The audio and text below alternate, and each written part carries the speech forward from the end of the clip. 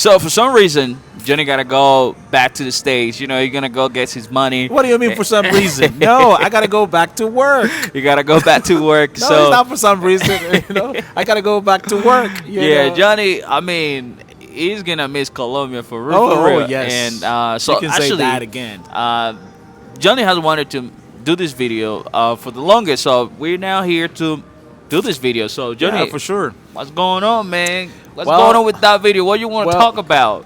No, I just wanted to tell your followers here and everybody watching the video that I have mixed feelings about having to leave home after having been here for 2 months spending vacation. My vacations by this time of the year are really, really long.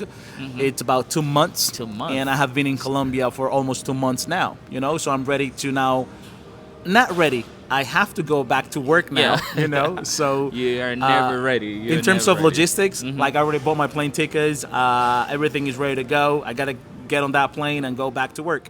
But emotionally, I think I'm having mixed feelings. So, I mean, I'm happy that I get to go back to work, and continue to do what I have been doing for many, many years now, which is to be an English language professional and instructor.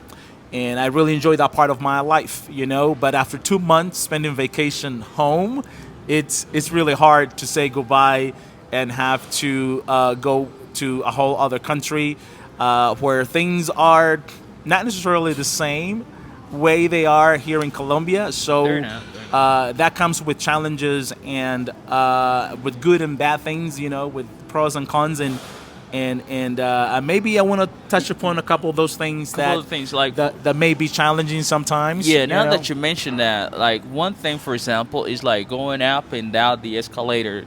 So why don't you share a little bit of your experience there in the United States compared to the ones you have had here in Colombia? Like, yeah, please. Well, that's it's funny you said that, because one thing that I've noticed is that in the United States, people tend to be very aware of their surroundings, and they make sure that they keep their distance from each other. So, like, for example, when going up an escalator, or down an escalator, they also tend to keep that distance in between them, and also they make sure that they stand on the left side of the escalator, and they leave the right side of the escalator open, clear, so people can go up or down quickly when they're in a hurry. You see what I mean? They don't block the whole escalator so that nobody can move up or down quickly. You know what I mean? Sometimes you're in a hurry, or you just want to go up the escalator quickly, and then that's just to give you a little example like that. You know what I mean? Yeah, that's true. That's true. That happened. Even I have done it myself. Like every time I'm on an escalator, I think that's mine. I think. Yeah. And but I'm there, and people are like, "Excuse me." I'm like, "Oh, I'm sorry." You see, that happens a lot. yeah, one other thing, that's kind of funny to me as to one of the differences between us here in Colombia and people in the United States is when, for example, getting on an elevator, and we say hello to people on the elevator here in Colombia. In Colombia, especially We don't here in even, Medellin. like, it's very, very People are common nice, here. yeah. You don't know the people in the elevator, and you still say hello. Hola, buenas tardes, ¿qué más? ¿Cómo Hola, están? ¿cómo estás? Good And- morning. How you doing? You know what I mean? Yeah. So, you can start out of nowhere a conversation with the people, Exactly. who are there in the elevator. Yeah, which is very common. You know, what I mean? It's and it's second nature to us. It's normal hacerlo. It is second nature to us, and we just do it. But after 2 years in the United States and understanding that they do not necessarily do things that way, when, for example, running into people, or no, like having to interact or be with people in an elevator, just don't say hello to people. You know what I mean? Yeah, you don't.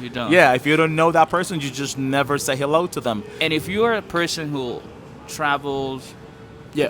If you're a person who travels a lot to the United States, and let's say for some reason you live here in Colombia and you go there and somebody does that to you while at the elevator in the elevator, then you probably think, oh, that person has been to a Spanish speaking country, especially in Colombia. You know, like, oh, he must be he Yeah. might has visited Colombia at Yeah. some point, because Yeah. I mean that's not.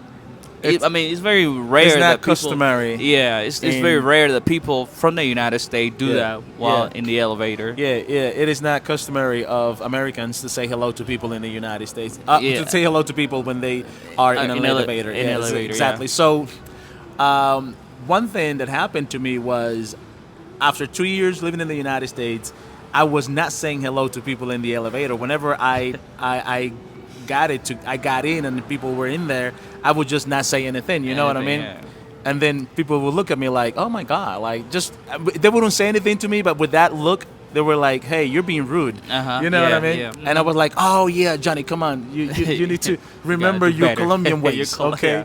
So that's That's one true. thing that's kind of funny, and that also shows that human beings get used to whatever the environment is that they're in, whether those things are positive or negative. negative, yeah. You're gonna get used to those things. You know, Right. you normalize good behavior and bad behavior. behavior, yeah. So you just basically need to pay attention to what are the things that you want to hold on to, what are the behaviors, the cultural aspects of the country you live in, or the space you're in that you want to hold on to, and make sure that you carry that with you wherever you go if that is something true. positive, right? Yeah, that's true. That's true. And in my case, for example, that's why I like to go to places, go to countries with my Yeah. family, so they can be exposed to Okay. those cultural aspects. Yo, there is this one Uh-huh. other challenge that I have noticed in me now that I have been out of the country for 2 years. 2 years, yeah.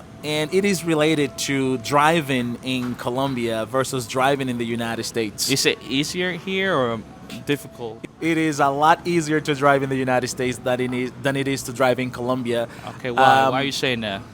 Well, for starters, the streets are way wider in the United States than they are in Colombia. You know, you have highways, and you have like a normal street actually has 4 or 5 lanes that That's you true. can, going one way, and then another 4 or 5 lanes going the opposite way. So there's always room and space for you to just keep going, you know. And when you have traffic, when there's like a lot of traffic, you're still moving. You may be moving slowly, but you're still moving. You Moving, know. yeah. Traffic never comes to, well, sometimes it full does, stop, depending yeah. on, it does. Yeah, it almost never comes to a full stop.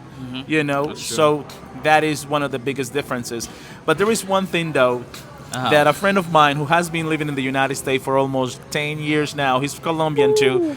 Yeah, and after 3 years, he came back and he's visiting here in Medellin, Colombia, and we're driving. I'm the one driving, right? But I have not been out of Colombia back then, you know. So at least not living for a long time. I had not driven in the United States back then, you know what I mean? So he's telling me, yo, Jhonny, nah, man, I'm never driving in Colombia again. And I'm like, yo, you've been out of the country for only 3 years. Why are you saying those things? It's beautiful here. I mean, we have beautiful streets, especially here in Medellin. It's okay to drive here. Come on, what are you talking about? I don't understand what you're saying. Now I understand. Now I understand what my friend was talking about, you know, and this brings me back to the point that I was making. Man, you get used to your reality, whatever the reality is.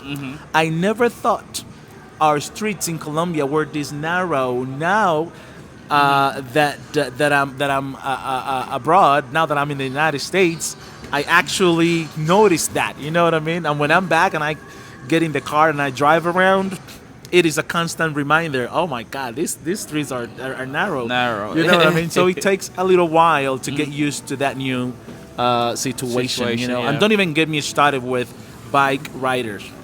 Yeah, motorcyclists. Don't even get me started with that. Hey, what's going on with them?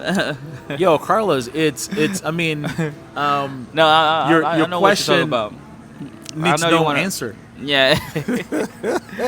You know, No, they come out of nowhere. Out of nowhere, yeah. They follow no No rules. rules. Exactly. You know what I mean? They go around you on your left, on your right, in between lanes. One thing that to me is the top of it, que es el colmo, the top of it is when bikers go in between lanes and then they are honking at you in your car, telling you or trying to tell you that they're going through fast. Yeah. As in the in-between lane is a lane in itself. No, there are only 2 lanes, and if you're gonna go in between the lanes, you do so carefully. You're not speeding up and honking at people like, hey, I'm coming. What do you mean? You're already doing something wrong, so don't make it even more obvious. You know what I mean? So, but again, those are differences between one country and another, and there are beautiful things in both countries. And I guess I just wanted to maybe mention those what, 3, 2, those 2 differences there.